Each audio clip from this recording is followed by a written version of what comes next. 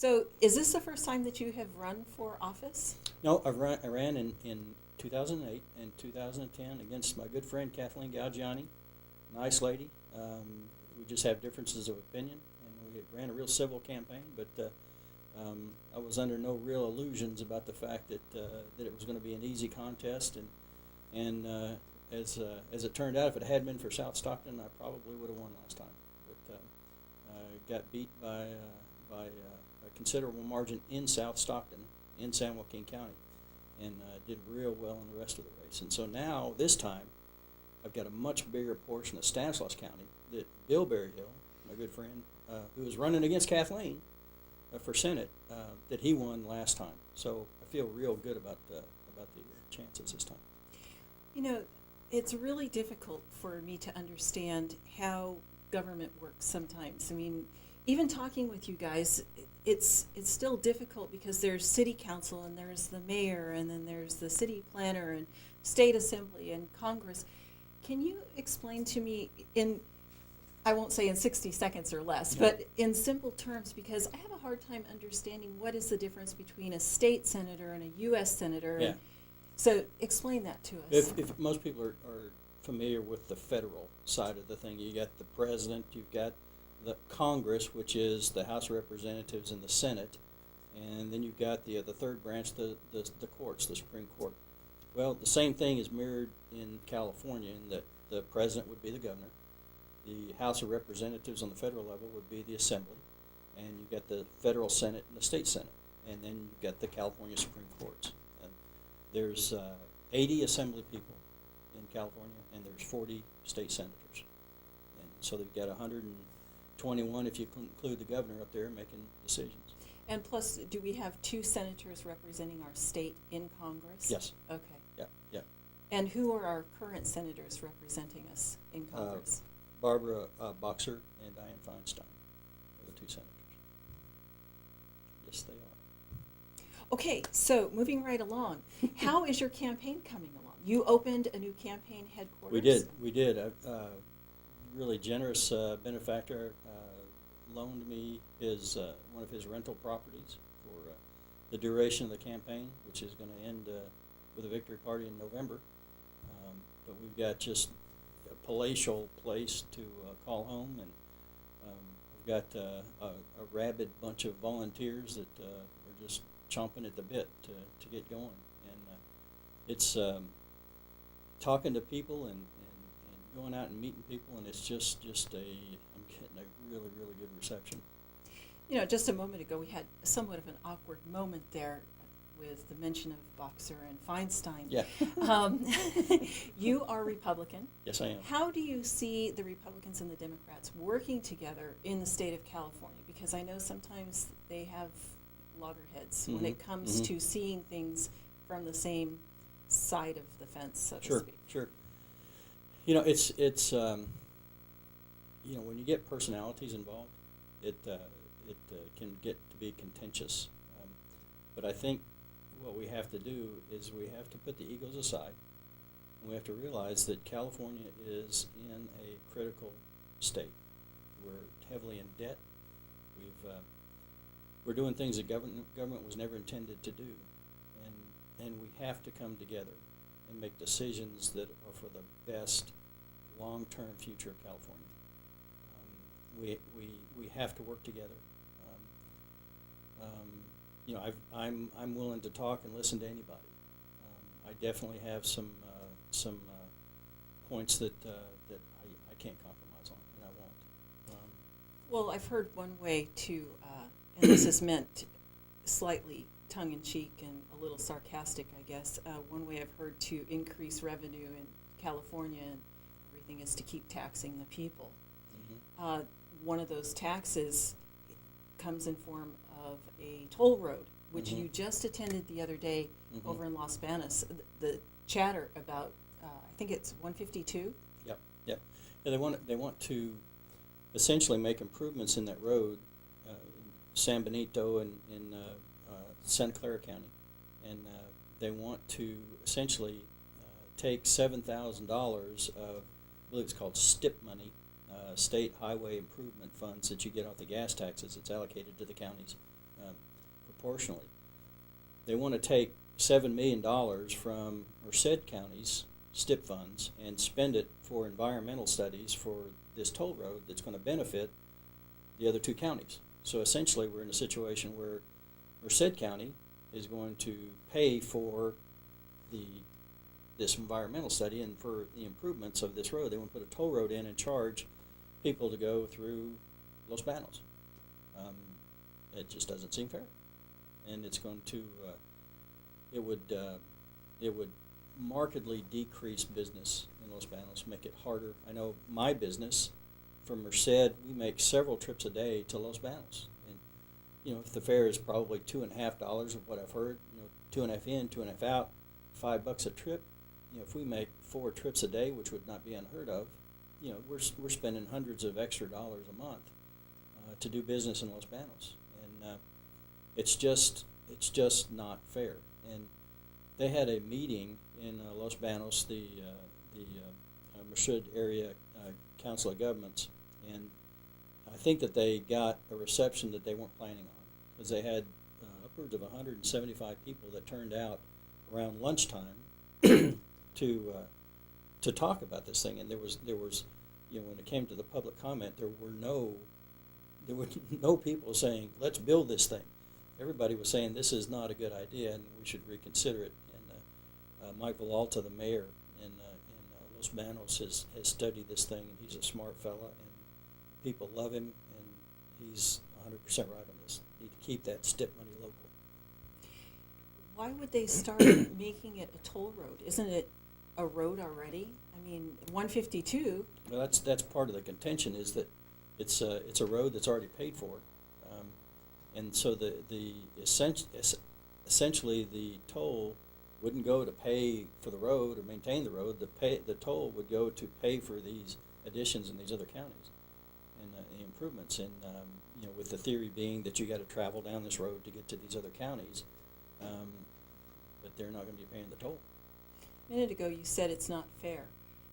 One of the oldest sayings that there is life isn't fair. Mm-hmm. How do you make politics work with building roads and get philosophical? If you ought to pay for what you use.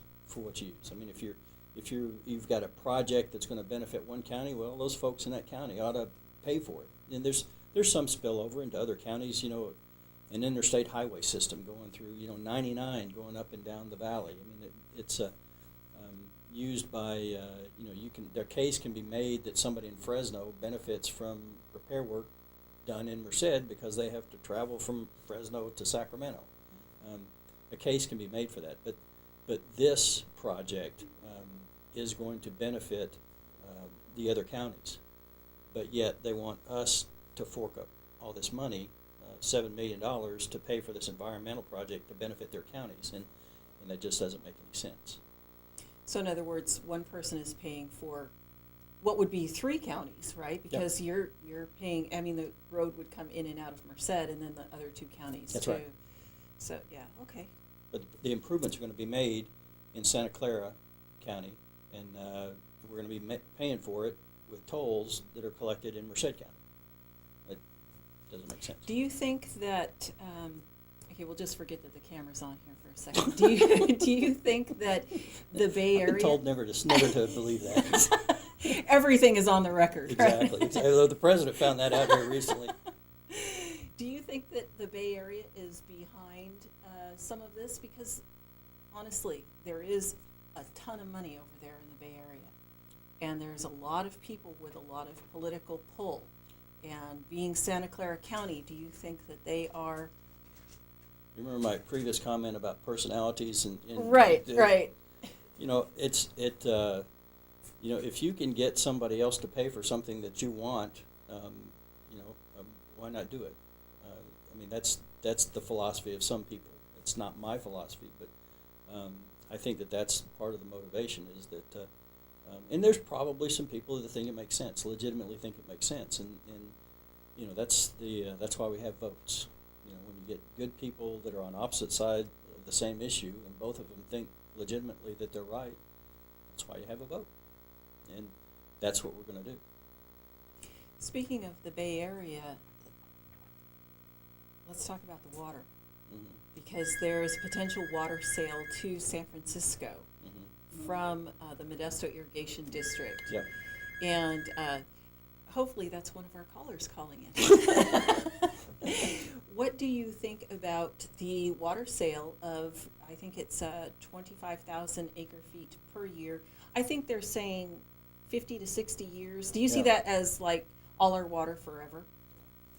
Well, it sounds like it. I mean, it's going to be past both of our lifetimes probably, and to give away, to basically to sell, a precious resource that, when you look at the multiplier effect that that water would have in Modesto and the local environs, it makes absolutely no sense to sell it, and it's Modesto's water and it should stay in Modesto. I think that the Modesto Irrigation District is they have Yamamoto talked about waking a sleeping giant when he was talking about the United States in World War II, and I think that that's what they've done in Modesto. There are some folks that are beside themselves with this issue, and I think they're right. When you think about that much water for that long a period of time, and when they've started to dig into some of the shenanigans, and I'm not a water expert, I'm certainly not an expert on this subject, but from what I understand, there's some real hijinks going on behind the scenes that some people need to be called on the carpet for. I'm sensing a theme with what we've been talking about. And for those of you at home, sometimes we have a list of questions, and sometimes I don't give a list of questions to the guest. And tonight I did not give him a list of questions. So he's really been put Completely on off the cuff. Yes. The wonders of live TV. Yeah. But I'm sensing a theme here, and that is local. You like to keep the money within your own county, keep the water within its own district. Are you a local person? Were you born and raised here in this area? No, I was born in Hazelhurst, Mississippi, and raised in Knoxville, Tennessee. My dad was a physician. My mom was a physical chemist, and so I call East Tennessee is home. That's where I was raised. I ended up out here in the Air Force as an instructor, flying in tankers, KC-135s, and at Castle. Met a local lady and got married, and the rest is history. But I got here as soon as I could. I've been here coming up on 24 years, so I kind of feel like I'm a local, but I tell you, in Merced County, if you haven't been here 3 generations, your family, then you're still a newcomer. Yeah. And yeah, I understand. It's an interesting place. It really is. There's a lot of history. Why did you decide to run for office? I mean, I know you have a business and you employ quite a few people. About 100 people. Yeah, and you've been here for over 2 decades, but why run for office? I mean, I heard somebody say, why in the world would anybody run for public office? Yeah. I was raised in a political environment. My dad's practice of medicine interfered with his practice of politics, and so I was raised in that kind of an environment, with Lincoln Day dinners and like the Sheriff Buford Pusser. He was a friend of ours, and I mean, if you remember Walking Tall, that movie. Yes. He's a big stick, huge man, a wonderful fellow. But I've got a concern for where California is going. I mean, California, not being a native Californian, I have a perspective that native Californians don't have, and they don't understand the strength and power of this state, which is the 8th largest economy in the world. And this state has such an influence on the rest of the country that we will lead this country out of the fiscal funk that we're in, or we will take it further down the slope. And we haven't got a whole lot further down the slope to go. It is critical that within the next few years we change the way that we're doing things. We need to reprioritize government at all levels. There's so much intrusion, personal liberties, the free market, all those are in danger. And so when I look, I talked to my wife and said, this is important. I'm not God's gift to the political process, but I'm a guy that's got the time and the ability and a couple of good ideas, and I threw my hat in the ring, and some folks said, yeah, do it. And so I'm just, your average Joe Blow with some good ideas, I think, and I'm willing to take the time and make the effort to bring California back. I mean, this is California, for gosh sakes. I mean, it's growing up in Tennessee.